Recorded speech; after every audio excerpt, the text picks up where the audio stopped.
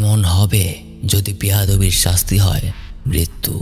তেমনই এক বেয়াদবি করেছিল এই মেয়েটা। সে এই বিল্ডিংয়ে নতুন, আর তার অ্যাপার্টমেন্ট 3 তলায়। যেহেতু সে রাতে অনেক দেরি করে ফেলেছে, তাই লিফটে সে বাদে আর অন্য কেউ নেই। ভেতরে ঢোকার সাথে সাথেই লিফটের এআই ভয়েস কথা বলতে শুরু করে। জানা যায় এই বিল্ডিং 1886 সাল থেকে মাথা উঁচু করে দাঁড়িয়ে আছে। তাছাড়াও এআইটা আরও অনেক কথা বলতে শুরু করে। মেয়েটার মুখে চুইংগাম ছিল, আর তখনই তার মাথায় একটা দুষ্টু বুদ্ধি চলে আসে। সে চুইংগামটাকে লিফটের রোলিংয়ের মধ্যে আটকে দেয়, আর সাথে সাথেই এআই ভয়েসটা বন্ধ হয়ে যায়। মনে হলো যেন মেয়েটার এই কাজে বিল্ডিংটা রাগ করেছে।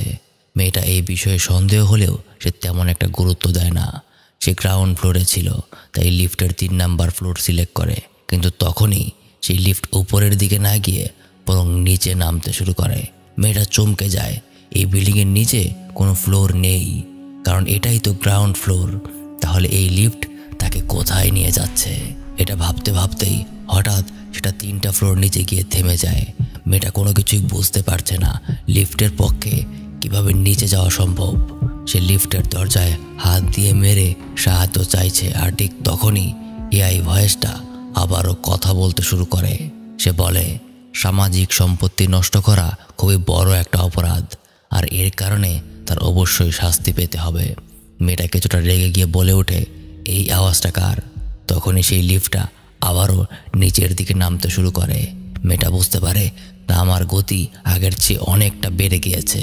এভাবে প্রায় 8 ফ্লোর নিচে নামার পরে মেয়েটা আকুতি মিনতি করে তার সাথে কথা বলতে শুরু করে। এমনকি সে চুইংগাম যেটা সে রোলিংয়ে লাগিয়েছিল সেটা আবারও নিজের মুখে পুরে নেয়। তারপরে এই কাজের জন্য সে একটানা সরি বলতে শুরু করে। তখনই লিফটের এআইটা আবারও বলতে শুরু করে, সরি বলাটা একটা সামাজিক অভ্যাস, এত সহজে তাকে মাফ করে দেওয়া হবে না। তাকে স্পেশালভাবে সামনের দরজায় সরি লিখতে হবে। কিন্তু সে জিজ্ঞাসা করে তার কাছে লেখার মতো কিছু নেই, সে কিভাবে লিখবে? তখন এআই ভয়েস জানায় তার মাথার উপরেই একটা জিনিস আছে যেটা তার লেখার ব্যবস্থা করে দেবে। মেয়েটা সেখানে খুঁজতে শুরু করে, আর একটা খাম খুঁজে পায় যেটার ভেতরে লেখা তোমার ইচ্ছে। আর সেখানে একটা ব্লেডও সে খুঁজে পায়। বুঝতেই পারছেন লিফট চাইছে মেয়েটা তার রক্ত দিয়ে আয়নায় যেন সরি লিখে, কিন্তু এতে সে রেগে যায়। নিজের হাত কেটে রক্ত দিয়ে সে কেন এমনটা করবে? তাই লিফট তার উপর আবারও রাগ করে নিচের দিকে নামতে শুরু করে। এভাবে 18-19 তলা নামার পর লিফটের ভেতরে অক্সিজেন কমতে থাকে। মেয়েটা আর নিঃশ্বাস নিতে পারে না। লিফটটা আরও নিচে নামতে থাকে। এভাবে 26 তলা নামার পর সে সরি লেখার জন্য রাজি হয়ে যায়। আর লিফটের মধ্যে একটা ইমার্জেন্সি লাইট জ্বলে ওঠে। মেয়েটা খুবই কষ্টে লিফটের কথা মতো আয়নায় নিজের রক্ত দিয়ে সরি লিখতে শুরু করে। মাঝে মাঝে অতিরিক্ত রক্তক্ষরণের কারণে সে নিজের জ্ঞান হারাতে বসেছিল, কিন্তু শেষ পর্যন্ত সে সরি লিখেই ফেলে, যার কারণে লিফট খুশি হয়ে তাকে উপরের দিকে ওঠাতে শুরু করে। এমন দ্রুত গতিতে গ্রাউন্ড ফ্লোরের দিকে যেতে যেতে মেয়েটা কেমন পাগলের মতো আচরণ করতে শুরু করেছে, যেন আজকের এই ঘটনা তার মানসিক ভারসাম্য নষ্ট করে ফেলেছে।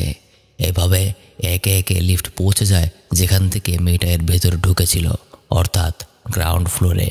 এক সিকিউরিটি গার্ড আওয়াজ পেয়ে যখন লিফটের দরজা খোলে, সে দেখতে পায় মেয়েটা লিফটের ভেতরে রক্তাক্ত অবস্থায় অজ্ঞান হয়ে পড়ে আছে, যেখানে আয়নার মধ্যে শুধু সরি লেখা আছে। সে সাহায্য চাইতে সেখান থেকে ছুটে যায়। আর এখানেই আজকের গল্পটা শেষ হয়ে যায়। আমরা অনেকেই সামাজিক সম্পত্তি ক্ষতি করে অনেক মজা পাই, যেমন স্কুলের টয়লেটে উল্টাপাল্টা লেখা, বাসে উঠলে সিটের মধ্যে নোংরা করা, এই জাতীয় অনেক কাজ আমরা করে থাকি। মনে রাখবেন, সব কিছুরই একটা সীমা আছে। হয়তো কখনো আপনার সাথেও ঘটতে পারে এমন এক ঘটনা। তাই পাবলিক প্রপার্টিগুলোকে নিয়ম মতো ব্যবহার করুন। আমি মারুফ, দেখা হবে পরের আরেকটা ভিডিওতে।